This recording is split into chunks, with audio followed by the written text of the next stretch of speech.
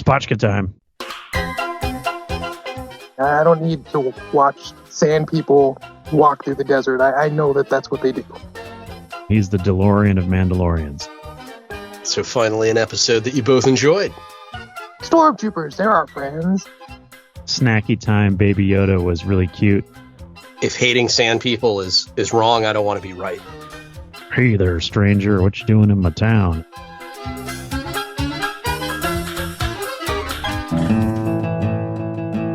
Hello, welcome to Galactic Initiative. I'm your host, Jeff. Grand Admiral Sean is here. Welcome, Sean. Hello, my friend. And on a break from his second job in Seattle, David is here. Welcome, David. Hello, sir. Reporting for duty. In this video, we will review Season 2 of The Mandalorian. We analyze the chapters in Season 1 individually, but due to recent time constraints, i.e. David's effort for disposable income, I'll just say he works late in the city, we will tackle Season 2 with only one episode. Check out our previous shows. I posted links in the description. Now let's begin our discussion of Season 2. The Armorer tasked Din Djarin with returning Baby Yoda to a Jedi. To find a Jedi, the Mando sought others of his kind for help. Chapter 9, The Marshal, written and directed by Jon Favreau. Din Djarin visited Tatooine to investigate a lead. A frontier marshal named Cobb Vanth had acquired Mandalorian armor from Jawas. He used it to free his town from a gang known as the Mining Collective, and in so doing, sparked rumors about a Mandalorian in the area. Well, it turned out a Mandalorian was nearby, but the rumors about Cobb Vanth were false. More on that distinction in a moment. When Din Djarin arrived, Tusken Raiders and a Krayt Dragon threatened the town. Through his mediation, the townspeople reconciled with the Raiders, and together they destroyed the dragon. In return for his help, Din Djarin collected the Marshal's Mandalorian armor. Apparently, neither knew Boba Fett, so in the suit, they did not recognize the galaxy's most feared bounty hunter, who was nearby, tracking his prized armor. He appeared on a ridge as Din Djarin left for Mos Eisley. Gentlemen, thoughts on the chapter? It was good. An interesting way to tie in a few things, right? We talked in a previous episode a little bit about this, but tying in some things from the expanded universe with the Krayt Dragon and the Pearl, as well as Cobb Vanth. And then an interesting way to reintroduce the character of Boba Fett. A lot of talk about that after the fact. All in all, it was a pretty good episode. There were some points in there that were awesome. Again, some world building, some, what happened in the Outer Rim after the fall of the Empire, at least after the destruction of Death Star 2 and the death of the Emperor. But no one's really gone. There were some parts in there that were cringy, but I liked the episode. It was a decent season premiere. I felt like it left a whole lot on the table. Still on Tatooine. There were a lot of montage sections of the show, a lot of walking around. I didn't feel like it was a very good first episode after where they had left from the previous season. I mean, I really wanted them to keep moving us forward with Moff Gideon and Boba Fett. I mean, they gave us a little glimpse of Boba Fett at the end, but that's about it. I didn't really know a lot about Cobb Vanth. The Krayt Dragon was pretty cool to see it in live action, but I didn't think it was a good episode to start the season off. It didn't really move anything for me. Well, the opening scene got off to a great start. The unknown planet, the graffiti, Gor Koresh. And I thought, based on that start, based on that beginning, it was going to be an episode that advanced the main storyline. But most of this episode then turns out to be like a mid-season episode from Season 1. It's a nice story. Obviously, we get Boba Fett, but I'm not sure that justified it as a season premiere. It was also the longest episode of the season. And to David's point, a lot of montages and things. So it could have been more streamlined as a mid-season episode, or it could have really moved the plot along as a season premiere. I'm not sure that it really did either of those things. I mean, the simple fact that they only had Boba Fett on there for, 5 seconds if we were lucky? I mean, we had that carrot that we were given in Season 1, and then they gave us another carrot. We had to wait until, episode 6 of this season to be able to see him again. That's one of my other big complaints about this season. We'll talk more about that later, but They could have done a little bit more with his character and cut down a lot of the fluff. Give me some substance. Give me more fighting. Give me something else than what you give me. I don't need to watch sand people walk through the desert. I know that that's what they do. Well, come on, David. You want to see banthas on a stick? You want to see the animated conversation around the campfire? You're all about that stuff. No, I really. Now, some don't. of that stuff was overlong. I get it, but we kind of get what happened to Boba Fett at that point, right? We see what happened to his armor. We get the talk about the Sarlacc pit and what happens when the Krayt Dragon eats the Sarlacc and all that stuff. I don't know. We got a little bit of world building. We talked more about the Outer Rim and the sort of the politics there. It did get bogged down with the Sand People stuff. I will say that. And some of the cringier parts of the episode, it felt like the money in this episode got spent on the Krayt Dragon special effects, which were fantastic. I agree with David. Seeing the Krayt Dragon in action was really cool. Clearly, they spent a lot of time and effort rendering that in special effects. But then there's moments like early on in the episode when everyone's riding the banthas and it looks just terrible. There were some moments in there for sure where I was kind of like, it didn't feel full Star Wars quality.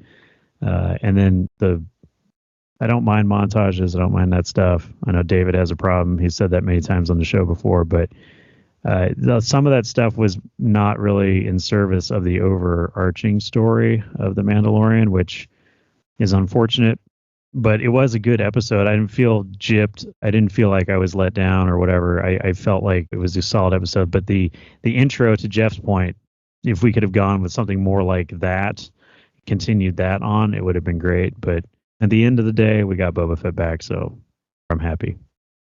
Yeah, we did, and I'd hoped that we'd get more Cobb Vanth, and we haven't. So a little disappointing for me. Love Timothy Oliphant. I thought coming out of this episode, perhaps he would fill a similar role to Cara Dune, that he would be part of the crew, someone who the Mando would revisit for help, my personal expectations and desires, what I wanted from it. And to David's point, yeah, Boba Fett appears, but we don't really get to interact with him or learn more about him for quite a while. So we get Cobb Vanth, great character, who now appears just as this one-off story about him. And we get Boba Fett, but we have to wait. Krayt Dragon, nice. The nostalgia for Tatooine, though, that had really been covered in season 1 for me with the Gunslinger. So seeing Peli again, R5-D4, the Sand People, this is a very long episode, and we already scratched that nostalgia itch. It felt a little bit like cowboys and Indians, and they have to learn to get along to defeat a common enemy. Still quality television, but it probably advanced the main plot the least of all the episodes in the season. Convince me that I'm wrong. No, I'm just kidding. Am I wrong? Well, no, I mean, he's been tasked, right? Okay, go find Mandos. So we wind up back on Tatooine. Okay, great. But Din Djarin comes across a little bit, I don't know, lost or naive in the second season when it comes to Mandalorian things. And it serves a purpose, I guess, for his character development. So this episode doesn't really move anything along. He finds a Mando, he thinks, or at least he finds some Mandalorian stuff, he thinks, and then he moves on. But to go back to the Cobb Vanth thing, and the nostalgia itch and all that stuff for Tatooine, when we first saw this episode, before we had any other references from the rest of the season and what comes after, it felt a little disappointing like that. But in hindsight, now looking back on it, I feel like maybe this is laying some groundwork for the Book of Boba Fett series. I wouldn't be surprised if we see Cobb Vanth pop up in Book of Boba Fett, because that show is going to take place on Tatooine. We've established some things now about Tatooine. We have a bunch of characters.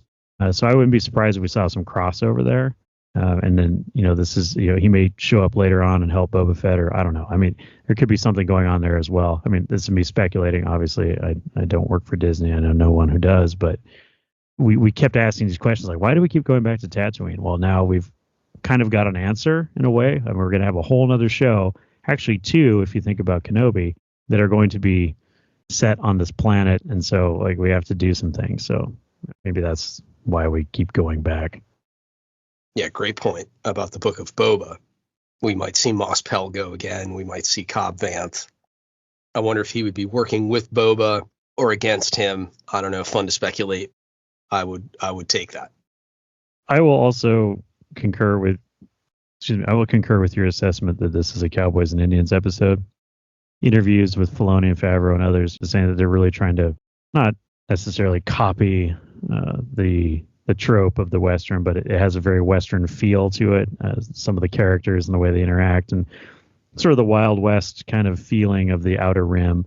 But this episode feels really like it's a reskinned John Wayne movie or a couple of episodes from Have Gun Will Travel or something. It's very much the townsfolk and the natives working together to overcome a problem and all that stuff. And then there's a lot of visual references when Din Djarin shows up in the town and Marshall comes in and, hey there, stranger, what you doing in my town? And, there's a lot of that going on.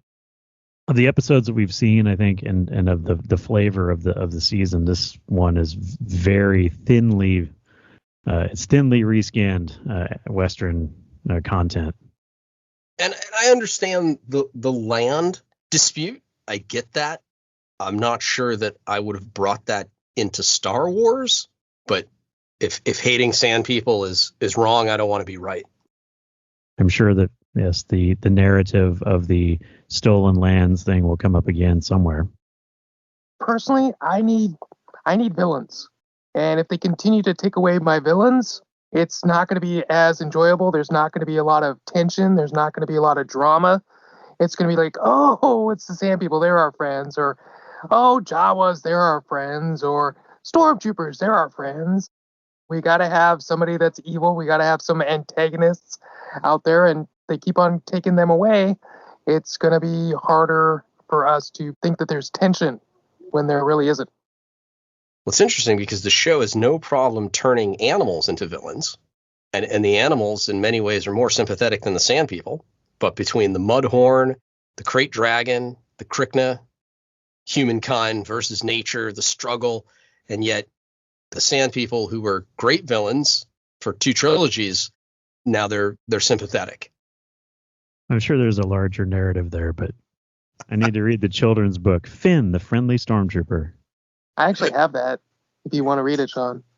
Sure you do, David. Yeah, my mom gave it to me. What can I say? He reads from it every night. Chapter 1, Ray! Chapter 2, Ray! Next episode. So move on to Chapter 10? Must we? Yeah, that was the worst. All right, Chapter 10, The Passenger, written by Jon Favreau, directed by Peyton Reed. Din Djarin was ambushed by bandits in the desert. He returned to Mos Eisley on foot. Peli connected him with a frog lady who needed transport to Trask in return for info about other Mandalorians. The frog lady's eggs required sublight travel, so New Republic X-Wings located and pursued the Razor Crest, and Din Djarin crash-landed on the ice planet Maldo Kreese. A swarm of Krykna, spider-like creatures attacked the ship and its crew after Baby Yoda ate one. The X-Wing pilots came to the rescue by blasting the spiders. They didn't try to arrest Din Djarin, but they refused to assist his repairs. In the end, the heavily damaged Razor Crest resumed its journey to Trask. This was my least favorite episode of the entire season. The spiders were okay. I did not enjoy the X-Wing pilots. Their acting was absolutely atrocious. I know a lot of people had an issue with Grogu eating the eggs, but I thought that was actually pretty hilarious. They landed on a ice planet, and Grogu seemed to be able to just walk around like no big deal, not getting frostbite or anything else. I thought that was a little bit of a problem. Science with my science fiction, as Sean would like to say. There's too much science in your science fiction, David. Thank you, Sean. That's exactly what I was looking for. I did like the chase. The one thing I did like was the chase through the clouds with the X-Wings. I thought that was a pretty cool scene. But for the rest of the show, I could have done without. It was just that bad. It was nice to see some X-Wings. Let's talk about the next episode. Wow. Seriously, I did not enjoy this episode at all. I think that we were having a conversation earlier off mic about fan service, and I feel like This particular episode became self-referential fan service in a lot of levels for Dave Filoni and for The Mandalorian. The kids thought snacky time Baby Yoda was really cute in season 1, so now the entire season 2 is Baby Yoda eating, needing to eat, complaining about food, throwing up food on himself, constantly having references about how hungry he is, etc. So we got a little too much hungry Baby Yoda, and it starts in this episode.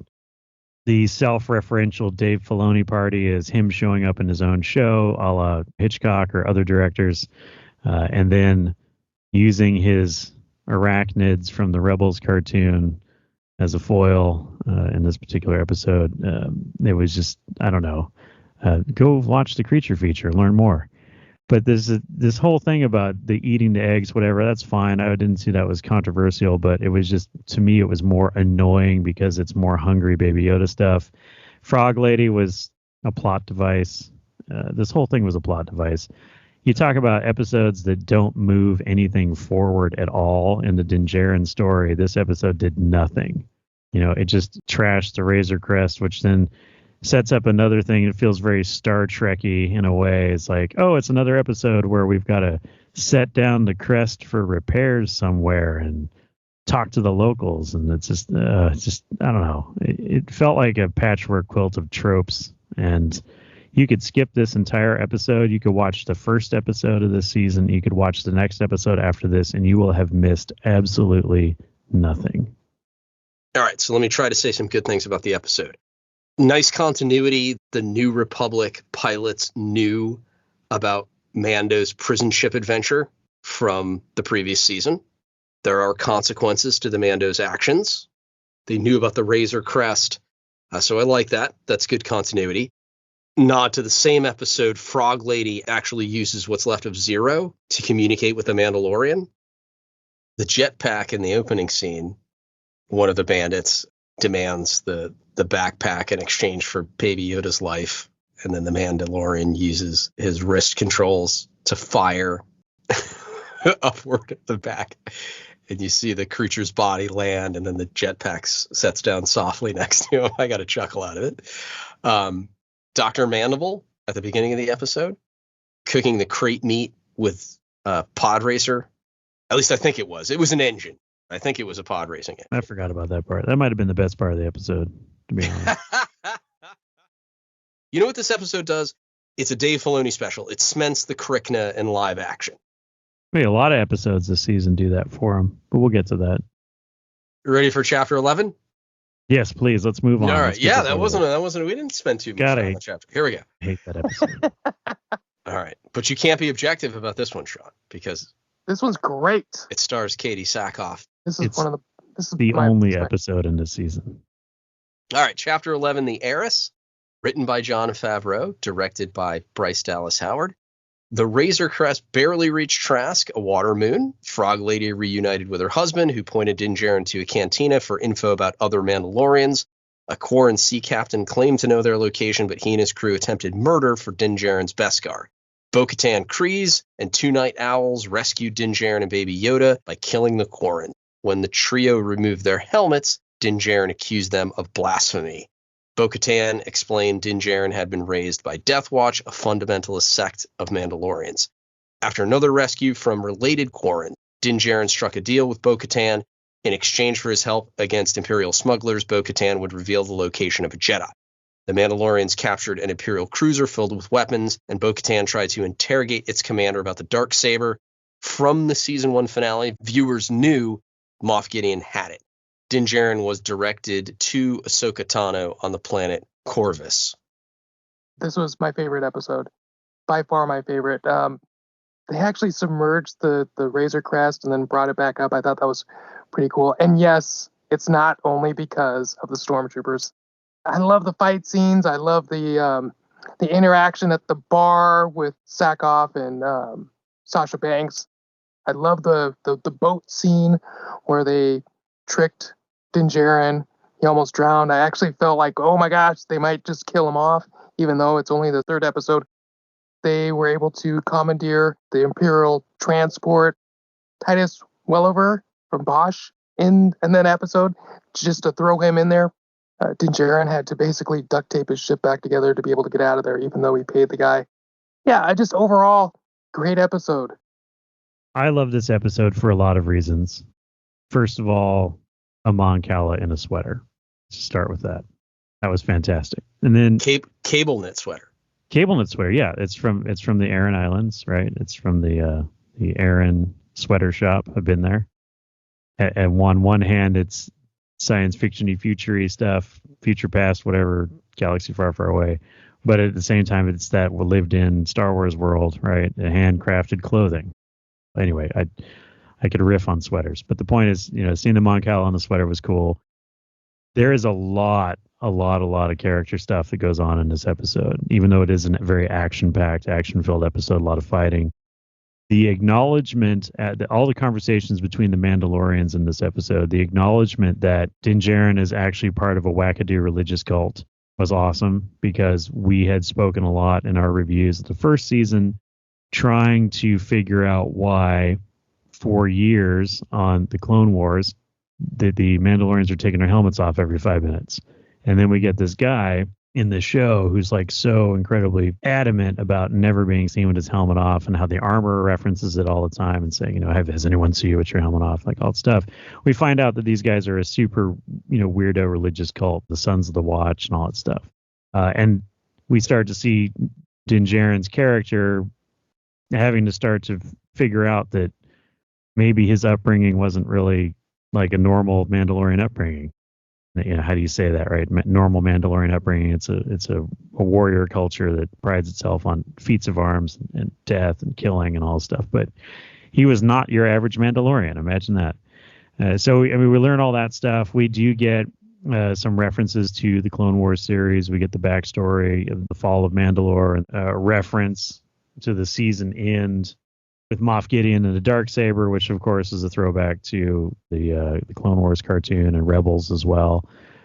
So we're getting a lot of the connective tissue of the Star Wars universe coming together in this show. We're reintroducing some characters that we've known and loved over the years. It was nice that Katie Sackhoff was allowed to play the character that she voiced in the Clone Wars. She is going to try and reunite the Mandalorians and return to Mandalore and try and reestablish that planet/culture after having been thoroughly decimated by the Empire. There's the continuous conversation about Beskar that goes on in this episode, which I think is great. Like the Mando, we talked about this also in the first season, that the Mando is very bold in the fact that most of the Mandalorians we've seen up to this point have some kind of decorative coloration to their armor.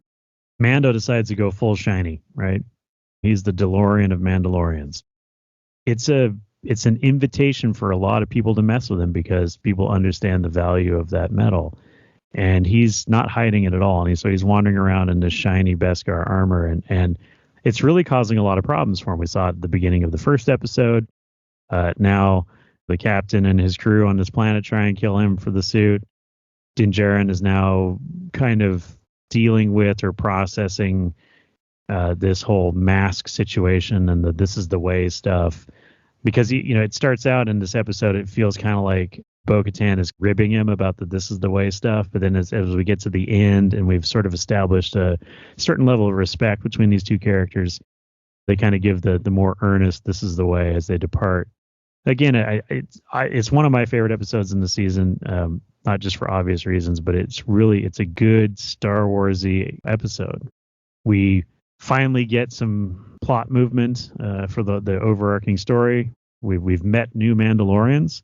Din Djarin has now been given a direction on where to go to actually find a Jedi, right? So this is a big thing, big pivot point in the series. Just a lot of really good stuff to like. And the AT-AT with the crane that picks up the Mando ship was pretty cool. And then at the end, it's kind of funny with my Mon Cala in the sweater. After being given 1,000 credits, the best he can come up with is some old fishing nets and some duct tape to put the Mando ship back together. Bo-Katan doesn't mention that she was actually part of Death Watch during the Clone Wars. I thought this was a great opportunity for some exposition and for some background. She explains to the audience in explaining to her crew that, oh, yeah, Din Djarin, he's from the Death Watch. But you were in Death Watch as well. So I don't know. And this is the beginning of turning the stormtroopers and the Imperial officers into incompetent fools. So did I like the action? I didn't, actually, because the Empire isn't a credible threat. The Mandalorians just go through stormtroopers like a hot knife through butter. Do the math. Cruiser full of Imperials, 4 Mandalorians. I get it. The Mandalorians are very talented and very skilled, but no one's that good. And if they won through a combination of their skill and planning, fine. But this was just muscle. And there is no way that 4 Mandalorians should be able to storm an Imperial cruiser and win. That lowers the stakes dramatically. And I feel like the stakes in season 2, at least against the Empire, are exceedingly low. And that includes Moff Gideon. The only credible threat is the Dark Troopers. Just do not trivialize or minimize or diminish or marginalize your villains. You need villains. If we go into this and Axe Woves, who never appears again, is killed by the stormtroopers, that creates stakes and tension, and that makes this show better. So I'm a little confused. I just want to clarify something. So one of Din Djarin's tasks was to find more Mandalorians. He feels that by finding Mandalorians, he'll get leads on Jedi. But okay, no, the armor's instructions had there was no part in her instructions about you must find other Mandalorians to find a Jedi. Not at all. Okay. Well, that comes from the fact that the Jedi are the ancient enemies of the Mandalorians. And so in a world where there are very few, or a universe, I should say, where there are very few or no Jedi, the best possible tact is to go to their enemies because they're always looking out for them, right? So go find other Mandos. They may know where Jedi are hiding, or at least rumors of where they're hiding, because it's something they're going to be attuned to culturally. But yeah, it was never explicitly written down like step 1, find Mandos, step 2, find Jedi. But he states it at the beginning of the season that if he finds more Mandos, he may find clues as to where the Jedi are hiding out. That's that. Thank you, Sean. That's how I interpreted it at the beginning of the season, and when you guys started talking about some of the background stuff, that just popped in my head. So I appreciate that. So finally, an episode that you both enjoyed. You can never have enough Katie Sackhoff. I'm sorry. Nope. Chapter 12, The Siege, written by Jon Favreau, directed by Carl Weathers. The Razor Crest couldn't reach Corvus without repairs, so Din Djarin visited Cara Dune and Greef Karga on Navarro. Greef provided a free overhaul, but requested Mando's assistance to take out a local Imperial base. Dr. Pershing, though absent at the time of the hero's raid, performed mysterious cloning experiments there. The base was destroyed by blowing up its reactor. Speeder bikes and TIE fighters were demolished in the escape. Mando left for Corvus, but a spy planted a homing device on the Razor Crest. Moff Gideon received this news from an officer in a room full of dark troopers. General thoughts here on the episode? Well, for me, it was 3 steps forward and 5 steps back. I understand this episode is moving the cloning storyline, not as much as I'd, I guess, like it to, but it connects some dots. Also pretty cool to see the inside of a troop transport. Overall, though, one of my bottom 3 episodes. The action was pretty good, but sending a troop transport down a cliff, I had a lot of issues with that. I did not like that. Also, Grogu goes to school. Eats a snack or whatever. He didn't need to go to school. I guess I don't know what you do with him for this episode. I mean, obviously you can't just leave him in the ship because we've seen how that goes. Maybe I'm just being too critical. But yeah, I didn't enjoy this episode very much. So it's a 50-50 episode for me. I mean, there's a lot of good and there's a lot of The whole point of this episode was to give us some insight into the cloning operations. Finally, here we are, however many episodes, 4 episodes into the second season, and we're finally getting a reference back to the first season as to why it's important that Baby Yoda was wanted by the client and wanted by the Empire, and I mean, it was referenced, yeah, they wanted his blood, but we didn't know why. There's all the speculation about what it was going to be. And we finally get not all the answers, but we get some answers to that. We have the plot device of the broken ship again in order to plant the homing beacon, which then, of course, is 4 future episodes. Those were the real move the story along kind of moments in this, but we had this whole other action adventure episode built around that. Go investigate the abandoned Imperial base that's never abandoned and all that kind of stuff. I liked the speeder bike situation.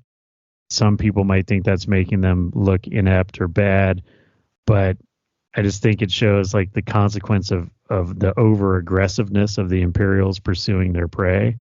So hell-bent to go track these guys down and kill them, that they do some ill-advised maneuvers in their speeder bikes and they wind up paying the price. And so some of that, the escape of driving the troop transport off a cliff was a little far-fetched, I believe. The speeder bikes was more believable. The Jugga Snokes situation, the malformed whatever experiments, and then the references from Dr. Pershing about the subjects not accepting the blood or rejecting the blood or whatever, and talking about the need for more Baby Yoda blood. And that was all very, very good. You have to extrapolate from all of this, right? That if you are trying to clone Force users, or you're trying to make you're doing some kind of experiment where you're injecting midichlorians into people, right? You're fortifying someone with midichlorians to try and make them a Force user, that it has to be a reference to either Snoke or Palpatine. The leader of the Empire was a Sith Lord and a Force user, so perhaps, and I think this is a huge nod to the Timothy Zahn novels, the Heir to the Empire, that the Empire was held together. The reason why the Empire and their military fought so well is that the Emperor had some kind of Force-based influence over his military, and that when he died, it all kind of fell apart because that influence was gone. And so they were trying to find another Force user that could be manipulated into creating that level of cohesion and control, but could ultimately be controlled. That sort of plot point, I feel like, is being used in this series for why are we trying to get midichlorians? Why are we trying to get Force user blood? Why are we doing this cloning? Yes, there's the reference in the sequel trilogy about how Snoke was grown in a vat and Palpatine is on his 4th or 5th iteration from a cloning vat. If that's the case, again, I don't feel comfortable with the connection to the sequels, but I do like that we are expanding on this whole original plot point in the first place of why did we even go looking for Baby Yoda, right? The asset in the first place. Well, the Empire needs him for his guts. And so now we get a little bit more about that, and that's great. But that to me was like the core element in the show that was the important part. The other element of the show that I particularly liked, which was rather subtle, is that when we return to this planet now that the Empire has been removed from control, at least of the city where we find Greef and friends, if you go into the town now, there's more color. There's all these banners and awnings, and there's children, and there's a school now instead of a bar, and there's more civilians, and there's all these people, and they're running around in town, and they're dressed up, and it's a more colorful, vibrant place now that the Empire is gone, and nobody ever calls it out or says anything, but it's a nice, subtle episode that kind of shows you how things flourish in the absence of Imperial control. And I think it's what they're trying to set up with the Rangers of the New Republic. Captain Carson Teva shows up talking to Cara Dune, who surprisingly I'm shocked you didn't even mention him. And you mentioned the fact that the gang got back together, but there was no Cara Dune reference, which shocked me, Sean. I think it was a clear setup for that show, which has been canceled. But a nice little segue for that. I forgot to mention that, about the end, about the setup for the Rangers of the New Republic show. I do like the exchange that she has about Alderaan. being an Alderaanian and referencing the destruction of the planet and saying that she's lost everyone. And, again, it's part of this backstory for her where we understand some of her motivations. That was good. But also, when we first meet her, she's hiding out. She's kind of wanted for war crimes and stuff like that. And now she's reintegrating herself back into this, and she's finding her place and using her sense of right and wrong and justice, and she's being recognized for that, for her service, and for being the local marshal, but being recruited by the New Republic to be a part of their whatever law enforcement or frontier watch or whatever you want to call the Rangers, whatever they wind up being, we won't know because that show's been canceled. But I did like that at the end, she's considering things and her coming around as a character. I did also like the beginning of that, where she kills all the walrus guys in the armorer's old cave, which has now been turned into, I guess, some kind of underground stash house for these criminals or whatnot. But again, reestablishing her as a very capable warrior, and then of course we see it throughout the episode with her in the harbor killing many men, as they say. Are you guys okay with the badge to designate that they're Rangers? You okay with that? Yeah, I don't mind that. I mean, again, there's a lot of Western references in the show, and the Texas Ranger goes into the town and meets the guy and says, "I'll swear you in right now, son." Like all that. Yeah, I get it. I mean, I don't have a problem with the concept of it. How's that? It looks terrible, but I don't have a problem with the concept. Agreed. Design was poorly done. Mythrol returned. Last time we saw Mythrol, he was frozen in carbonite, and that felt a bit convenient for him to come back, and he provided some comic relief to the episode, the arguments about the speeder and his reluctance to do things in the Imperial base. Nice to see code cylinders being used to open doors and pull information from computers. I have to say, more portrayals of stormtroopers, TIE pilots, scout troopers as incompetent. Got our first look at the Dark Troopers. So we haven't rated the others, but it sounds like middle of the road for you. I would rate. Sorry, if you're going on a scale of 1 to 10, I would have given the first one 6.5. Episode 10 got a 4. Episode 11, the Heiress, got an 8. This one I gave it a 7. Okay. It was better than mediocre, but it was not blow my mind outstanding. I don't have this emotional connection to the Imperials that you guys have. I don't have a TK, right? So I think the stormtroopers have gotten a bad rap since the beginning and have been declining ever since. I think that this is, as a modern era problem, it's not. This has been going on since episode 4. I think it's a convenient excuse at the point to saying, well, Vader was letting them escape the Death Star, so the stormtroopers were intentionally inaccurate. I don't recall anybody calling out over the comm system to, don't shoot them, let them get through. No, they were going, close the blast doors. I think they've split up and gone on multiple levels. Oh my God, we got to catch these guys, right? So this conversation stems from something that I believe we talked about on an earlier show about the arrogance of the Empire and the confidence of the strength of numbers. You can have a billion people in uniform. It doesn't matter if they're good at what they do. Eventually, if you throw enough of them at your enemy, you're going to overrun them. And if they really cared about the quality of their troops and invested in their training, they would give them armor that actually stopped blaster fire, or, I don't know, didn't shatter every time Boba Fett looked at them. So I understand we have to kill somebody, and unfortunately, I guess, because of budget restraints, we can't have enough red shirts for our heroes to travel with to die in an episode. So we need to just have all the stormtroopers fall all over themselves and die. So I don't know. Is it great? No. Does it make things feel like our characters are really in danger? Probably not. But I mean, what else are they going to do? Just sit around and talk? That's like a Blue's Clues episode. There's no real danger at that point. Yeah, it would be nice if maybe a couple of the villagers or whatever went with those guys because they needed strength in numbers just in case. It would have been nice if the blue dude, the Mithril guy, got killed. I should say it was nice, but it would have more emotional impact or weight on the episode. Sure. Wait, should they kill that one dude, the one Mandalorian from the previous episode because we never see him again? Sure, that'd be great too. It would imply that these things that our heroes are doing have consequences and that there's weight to it. But then, we would probably complain about that. You introduce an episode and there's a new guy in it traveling with our heroes. Oh, he's the red shirt. He's going to die by the end of the episode. So I don't know. I hold my fire on that criticism simply because it's like if we don't have stormtroopers, we have nothing at all going on in these episodes.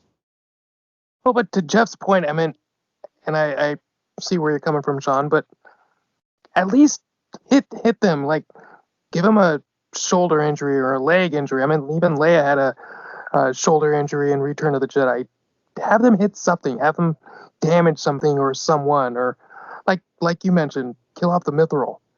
Do something instead of just making them look totally incompetent. But if you were for me going by ranks, I would go episode 1 a 5, episode 2 a 3, episode 3 a 9, and then this episode would be a 7 out of 10. Damn, you were unkind to the first episode. And I would just say the only reason why they shot Leia in the arm is because they were aiming for R2. Hey, they hit something. That's all that matters. Our discussion of The Mandalorian Season 2 has come to an end. Thank you, Sean. I have spoken. Thank you, David.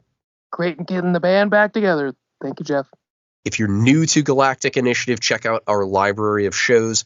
We cover the prequel, original, and sequel trilogies, mostly the first two, but everything Star Wars, short episodes, long episodes. Please explore. Thank you for watching. Galactic Initiative is not authorized or endorsed by Lucasfilm Limited. The name Star Wars and all related materials are registered trademarks of Lucasfilm Limited, a subsidiary of the Walt Disney Company, all rights reserved. Galactic Initiative is a registered trademark, and other product and company names are trademarks of their respective holders. Use does not imply affiliation or endorsement.